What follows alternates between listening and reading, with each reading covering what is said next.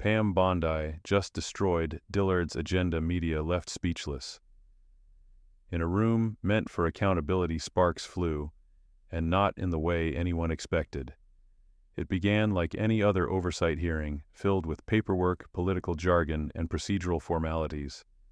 But within minutes, the atmosphere shifted. The room grew tense, words cut deeper than expected, and a voice measured yet fiercely resolute rose above the static. That voice belonged to Congresswoman Jasmine Crockett. On the surface, she was just doing her job. Beneath it, she was holding a line that many feared had long vanished.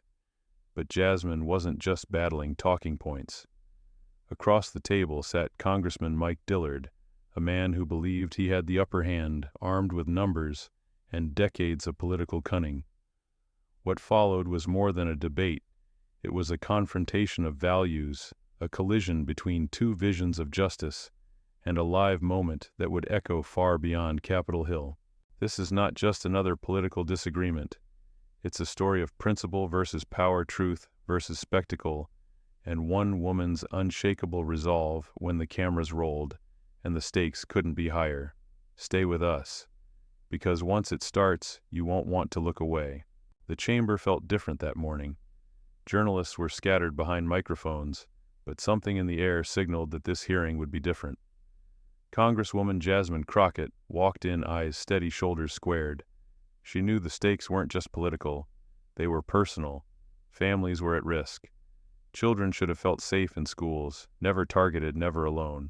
Opposite her sat Congressman Mike Dillard, eyeing her with practiced composure.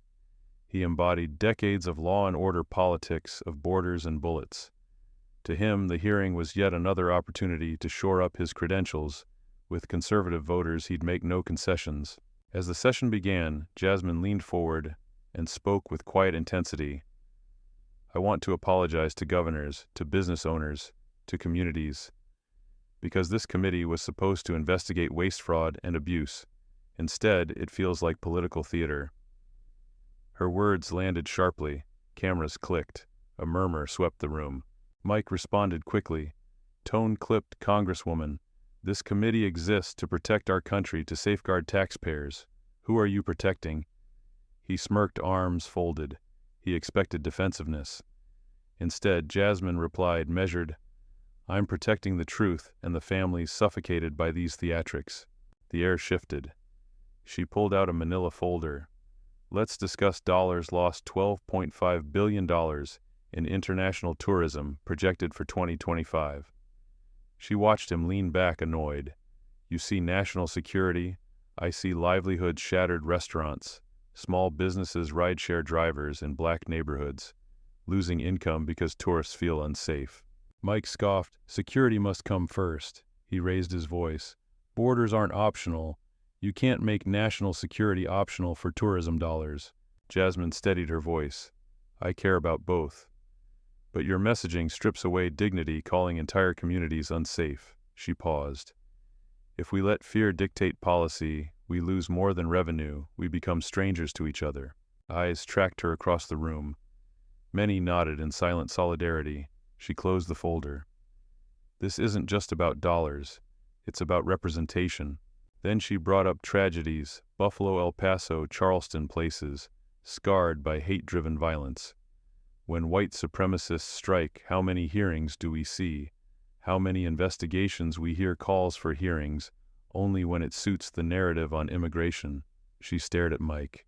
Isn't every murder worth a hearing? Mike shifted uneasily. Every murder is tragic, but that doesn't mean we ignore illegal entry or crime connected to that.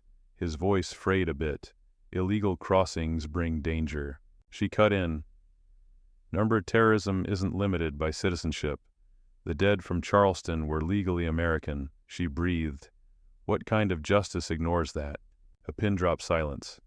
The camera zoomed in on Mike's tight jaw. Then Jasmine told the story that brought the room to stillness. A 2-year-old, forced to speak in court alone, no guide, no translator. She imagined the child's eyes scanning strangers. The weight of a judge's gaze.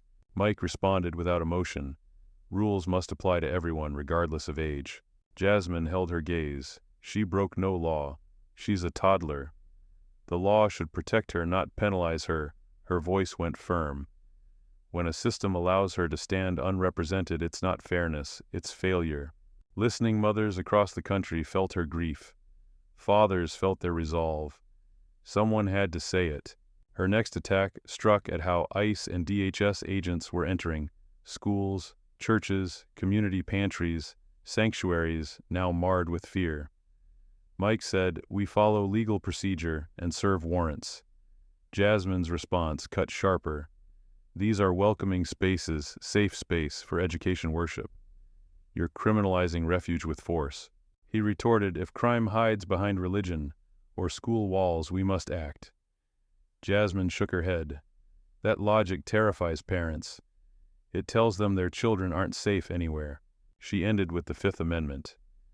Every person on U.S. soil deserves due process rights, even the unpopular, even the reviled, even former presidents like Donald Trump. Our Constitution doesn't pick favorites, she said. Due process doesn't belong to those you like. It belongs to all. Mike looked away. The silence grew heavy, his rebuttal vanished. Jasmine leaned back, her voice measured yet powerful. That's why we're meant to investigate, not to scare people, not to stage headlines, but to hold the line of justice and dignity. She rose slightly, surveying the room one last time. Our constituents deserve truth, not theater. We owe them more. She paused, and then she sat down. Not as a concession, but as a statement the fight had begun. The hearing adjourned, but the tension did not leave the room. Reporters rushed to post sound bites. Social media lit up with Jasmine Crockett's name trending across platforms. She hadn't just spoken, she had ignited something. And outside the halls of Congress, the ripple effect was immediate. In a barbershop in Detroit, a father and his teenage son watched the replay. The boy, tall and quiet, looked at the screen and said, "She sounds like she's speaking for us." His father nodded slowly. "Because she is." Elsewhere, in a packed church basement in Atlanta, a local advocacy group paused their meeting to play the footage.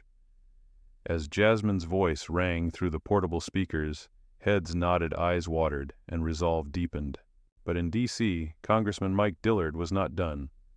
Behind closed doors, he met with party strategists, visibly angry. "She blindsided us," he snapped.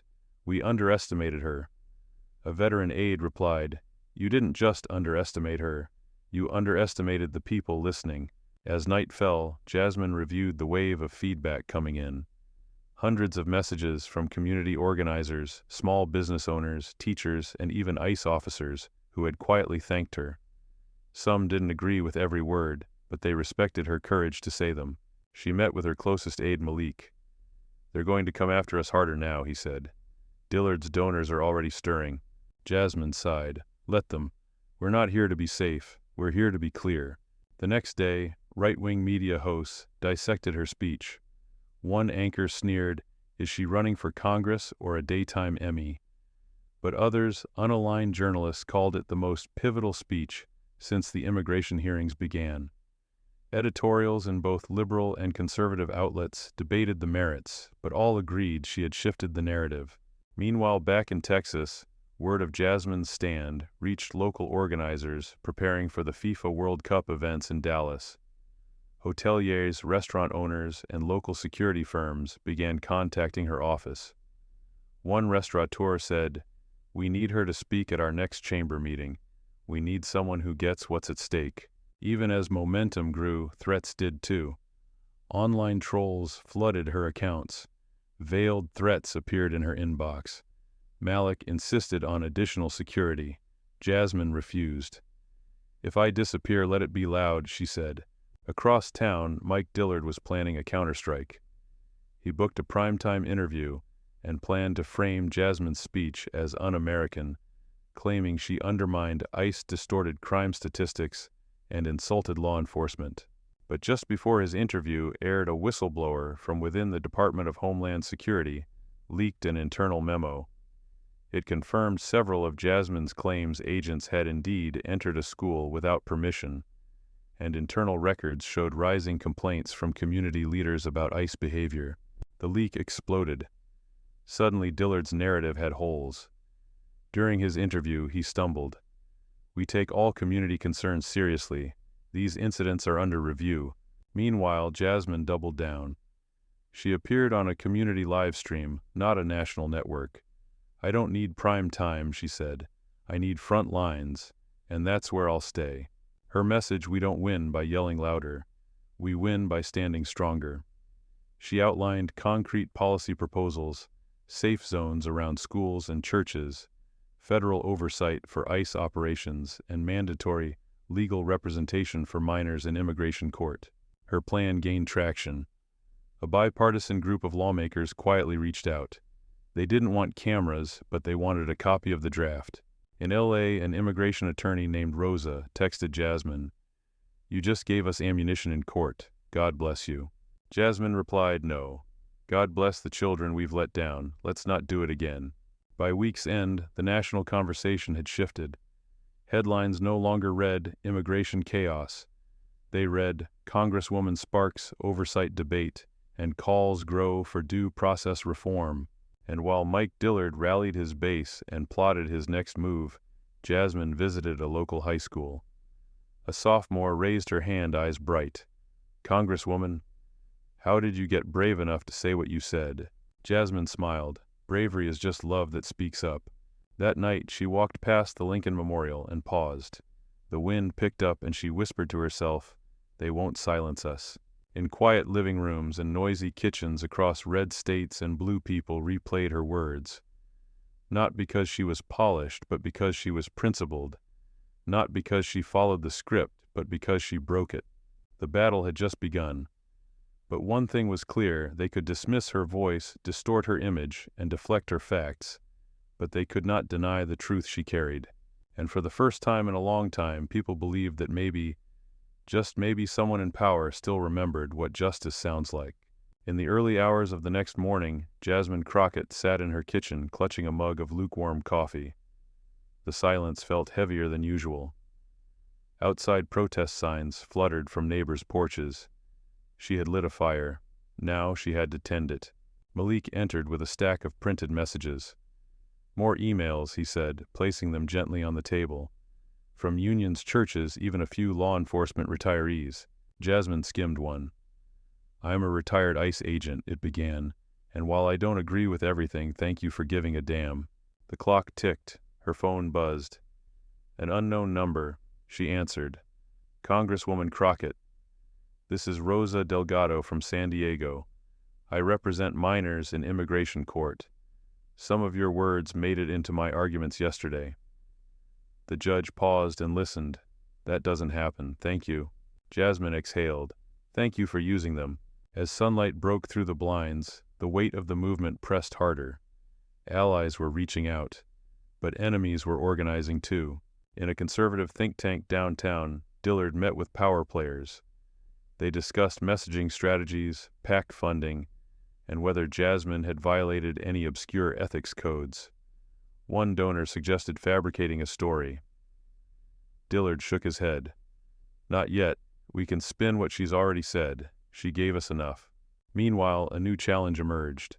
A prominent cable news host released a segment featuring selectively edited clips of Jasmine's speech. The narrative was twisted. She was painted as anti-police, reckless, and inflammatory. The clip went viral in right-wing circles. Malik slammed his laptop shut. "They're coming full force." Jasmine nodded. "We knew they would." To counter, she scheduled a town hall, not in a friendly district, but in a contested one. The kind of place where her words had sparked both outrage and admiration. The room was packed. Opponents sat next to allies. Local news cameras rolled. Jasmine walked to the mic without notes. "I know some of you came here ready to argue. Good. We should argue, because silence is what got us here." She addressed each concern: public safety, economic strain, respect for law enforcement, with clarity and empathy. When a veteran stood up and said, "My granddaughter is scared to go to school," Jasmine stepped down from the podium and said, "So is mine. Let's fix that, together." Afterward, a woman in a MAGA hat approached. She didn't speak, just handed Jasmine a note. "Didn't agree with you, still don't, but I respect you." Jasmine whispered to Malik, "That's one more than yesterday." Momentum returned. A coalition of grassroots leaders began organizing rallies in support of her due process bill. National educators signed a petition demanding protections for immigrant children. Even a few moderate Republicans quietly expressed interest in compromise. Back in D.C., Dillard grew more desperate. His poll numbers were slipping. He doubled down on media appearances accusing Jasmine of tearing down institutions, but the institutions were listening. And for the first time in a long while, they weren't just listening to power, they were listening to people. Jasmine Crockett had started something. A debate not just about immigration, but about who America chooses to protect, and who it dares to forget. When the morning news ran a new segment on Jasmine's town hall, the coverage was split. Conservative anchors dissected her style, while progressive pundits called her a rising star of conscience. But the part no one could ignore, the people behind her visible, vocal, and growing. In Mississippi, an older black woman named Geraldine watched the town hall on her cracked iPad. She whispered, "That girl's got fire like Fannie Lou Hamer." Geraldine had marched for civil rights. She knew that kind of fire. By mid-morning, Jasmine was back on the floor of Congress, where the Speaker unexpectedly greenlit a fast-tracked oversight hearing in response to the DHS leak. Malik raised an eyebrow. "You think they're trying to box us in or give us more rope?" "Maybe both," Jasmine replied, "but we'll use it to build a bridge." Her testimony was prepared, measured, and fierce. This time, her voice didn't just reach allies, it pierced the ears of skeptics. She cited verified data, community testimonies, and constitutional obligations. When she finished, there was no applause, just silence, the kind that follows impact. Mike Dillard stood next. His rebuttal was forceful, full of patriotic rhetoric and warnings of lawlessness. But halfway through, a new face entered the chamber. It was Caroline Hughes, a moderate Republican from Ohio, known for being fiercely independent. She asked to speak. "I've reviewed the data. I've spoken to my constituents. I may not agree with all of Congresswoman Crockett's rhetoric, but on the need for oversight and protecting due process, we are aligned." Gasps filled the room. Dillard glared. Caroline continued, "Our values don't weaken when we uphold them. They vanish when we abandon them." That evening, social media exploded. Hashtags trended, "Shocker due process." "Now should Jasmine and Caroline share voices for justice?" Editorial boards scrambled. The debate was no longer left versus right. It was truth versus spin. Caroline received hate mail. Her own party threatened to withhold funding, but she stood firm. "I was elected to protect people, not politics." Together, Jasmine and Caroline hosted a bipartisan press conference. It wasn't flashy. No podium banners, no soundtracks. Just two women, one Democrat, one Republican, calling for action. Their message: we must protect children, we must honor due process, and we must face our failings together. By the following week, the alliance between Jasmine Crockett and Caroline Hughes had become the most unexpected and talked about pairing in modern congressional history. News anchors dubbed them the unlikely guardians of due process, while late-night hosts joked about the odd couple of oversight. But for those paying attention, something real was happening. In rural Kansas, a retired teacher named Howard Jenkins, Republican for life, turned down the volume on the TV and told his wife, "You know, I might not agree with everything that Congresswoman Crockett says, but she's got guts. And that other lady Hughes, she's got her head on straight." His wife, nodding slowly, replied, "About time someone spoke for people instead of parties." Back in D.C., the pressure was mounting. Caroline's staff scrambled to respond to waves of both support and outrage. Some longtime donors pulled out. A state party leader called and coldly warned, "You're making friends in the wrong places." Caroline responded evenly, "I'm making friends in the right fight." Jasmine, meanwhile, found herself suddenly a guest on major national news networks. One segment invited her alongside a former IC director. The host expected sparks.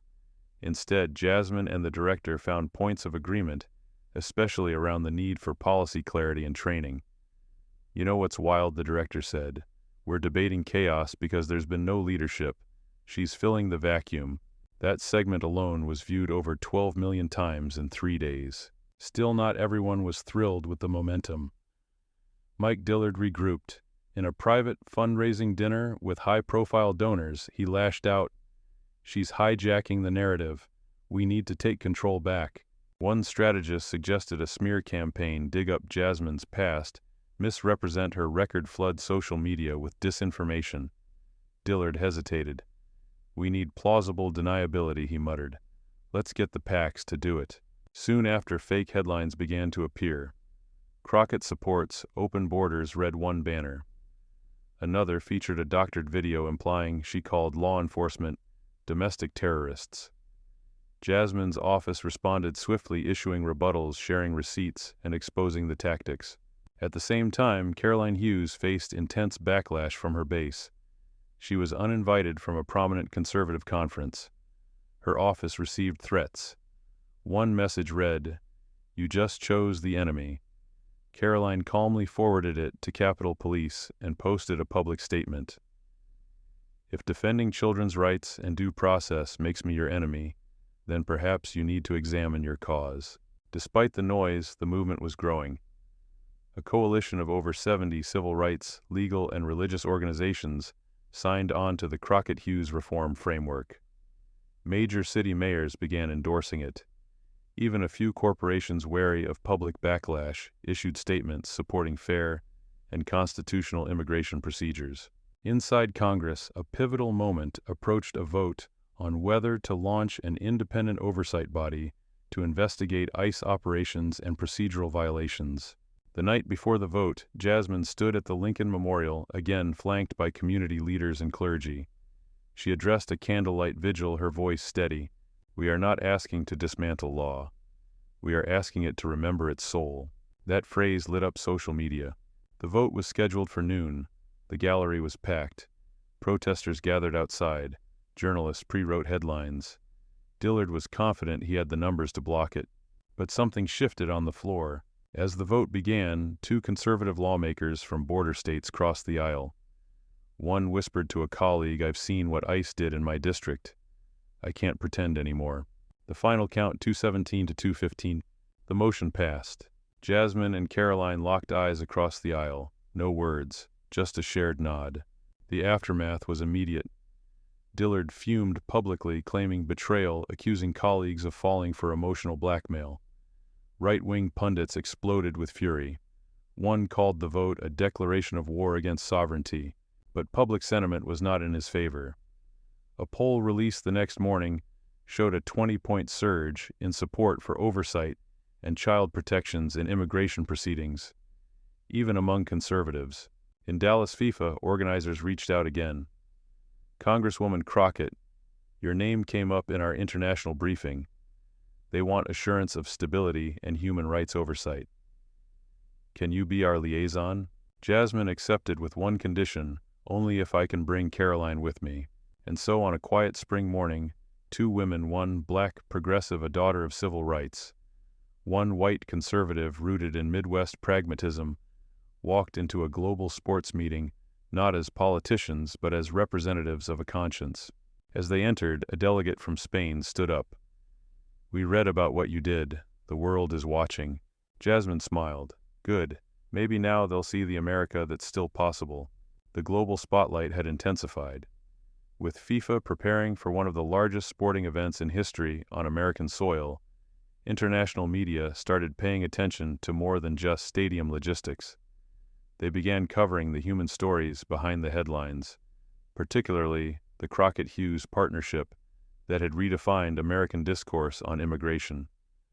Overnight, Jasmine and Caroline became symbols not only of cross-party cooperation, but of moral reckoning.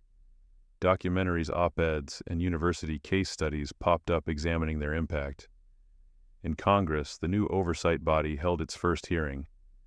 Jasmine delivered a clear-eyed presentation of abuses reported, while Caroline introduced a resolution ensuring whistleblower protections for agents and families alike. Reporters called it a landmark moment, but not all attention was positive. A national PAC, with deep connections to Dillard, funded ads targeting both women. They played during prime time, showing grainy footage and ominous music warning viewers of radical agendas disguised as compassion. Rather than respond defensively, Jasmine and Caroline aired a joint town hall inviting critics and allies alike. It was live-streamed globally.